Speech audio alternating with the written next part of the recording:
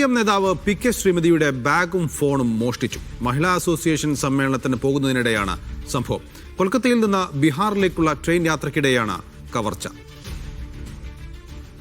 Saju Thomas ആണ് വിവരങ്ങൾ നൽകാനുള്ള. സജു, ഇത് മോഷണം പോയിട്ടുണ്ട്. ഇത് കണ്ടെത്താനുള്ള എന്തൊക്കെ നടപടിയാണ് പോലീസ് സ്വീകരിച്ചിരിക്കുന്നത്? ഇതുമായി ബന്ധപ്പെട്ട് റെയിൽവേ പോലീസിന് ഇപ്പോൾ പരാതി നൽകിയിരിക്കുന്നത് CPM കേന്ദ്ര കമ്മിറ്റി അംഗമായിരിക്കുന്ന PK ശ്രീമതിയുടെ ബാഗും മൊബൈൽ ഫോണുമാണ് നഷ്ടപ്പെട്ടിരിക്കുന്നത്. മഹിളാ അസോസിയേഷന്റെ സമ്മേളനത്തിന് പോകവെയാണ് ഇത്തരമൊരു സംഭവം ഉണ്ടായിരിക്കുന്നത്. കൊൽക്കത്തയിൽ നിന്നും ബീഹാറിലേക്കുള്ള യാത്രക്കിടയിലാണ് ബാഗും മൊബൈൽ ഫോണും നഷ്ടമായിരിക്കുന്നത്. ഇന്ന് ബീഹാറിലെ പട്നയിൽ നിന്ന് ഡൽഹിയിലേക്ക് തിരിച്ചു വരേണ്ടതാണ്. വൈകിട്ടായിരുന്നു ഫ്ലൈറ്റ്.